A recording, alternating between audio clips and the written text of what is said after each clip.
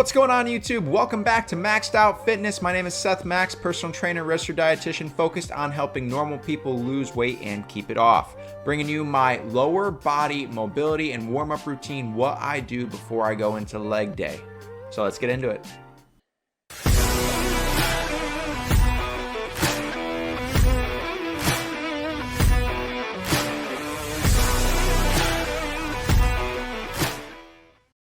So if you're young or new to lifting, you may not even warm up like I used to not. But let me give you 3 good reasons why a warm-up is something you should be including.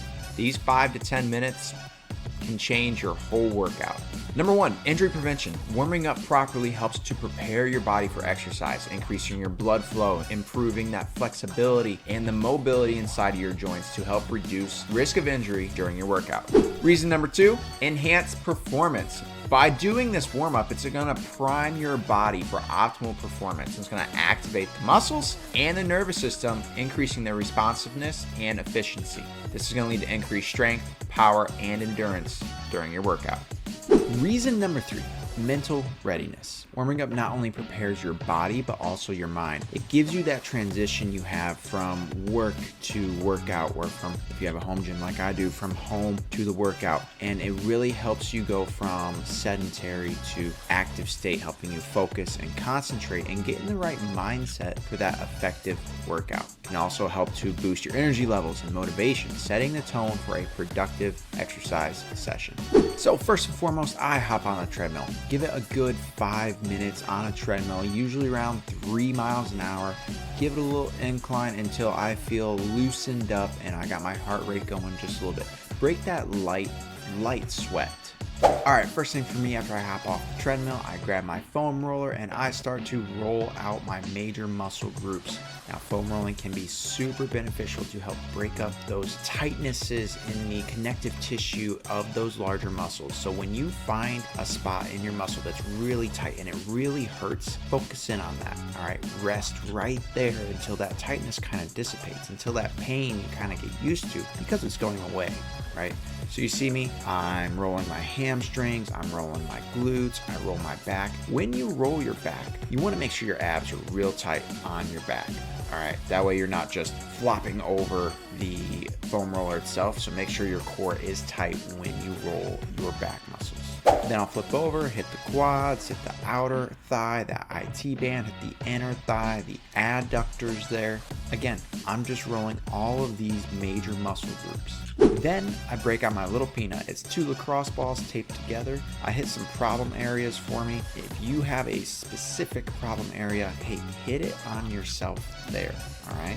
My absolute favorite use of my little peanut is taking off my shoes and rolling the bottom of my feet. You want to talk about painful? Bottom side of the feet, lacrosse ball, stand on it. Hit the heel, hit the midsole, hit the ball of the foot, and just let it dig in and break up that connective tissue. It feels so good. Alright, so after I got my general warm up on the treadmill and I got my foam rolling out of the way, I always like to warm up the core. I got this from a friend of mine named Jesse. He taught me to really warm up that core, adapted it completely to every single one of my workouts, because I've had some back issues in the past, some lower back pain, things like that. And making sure your core is firing, especially for lower body day, is going to be super important. So you see me hit a typical elbow plank, and then I flip over and I'll do some 1080 crunches, where that first foot is at 10 degrees off the ground, the second one's about 80 degrees off the ground, and you hit 10 crunches and warm up that core.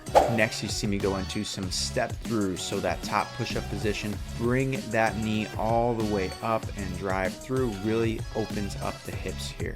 Next, I'm gonna go into some single leg glute bridge holds. All right, so you see me, I got one leg up and the body is forming a nice straight line from the knee to the shoulders, emphasizing the squeeze in the glutes, because most people, their glutes are underactive, myself included. So I gotta make sure that they're firing and that they're warmed up before I go into leg day. All right, one of my favorite hip mobility drills here, 90-90. You see how my feet, knees, hips all form 90 degrees there?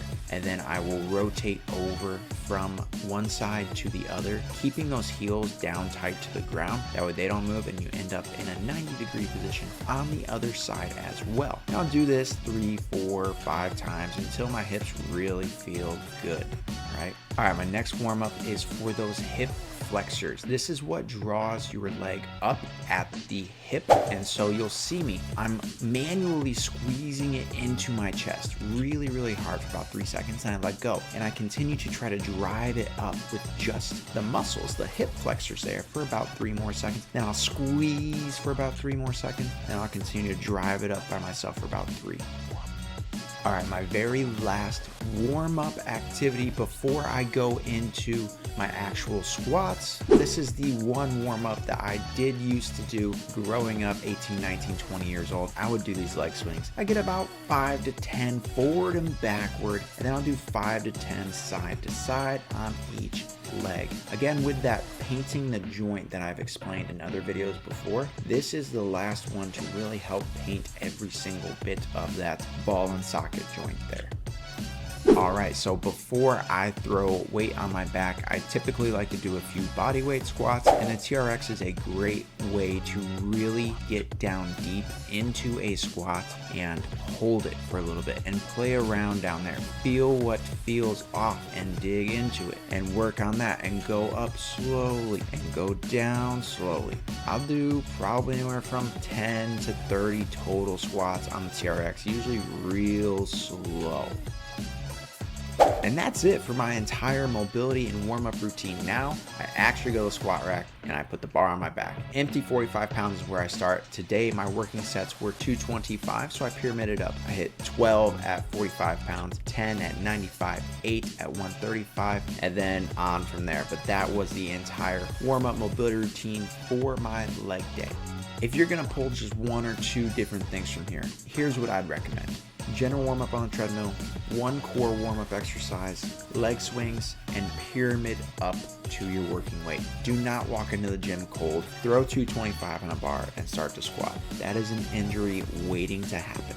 Of course, guys, as you know, personal trainer, registered dietitian, I help people lose weight every single day. Just normal moms and dads, just like me. So if you are looking for some individualized help, I run macro-based programming with workouts, with accountability, weekly check-ins. Guys, visit my website and click the link for coaching right now.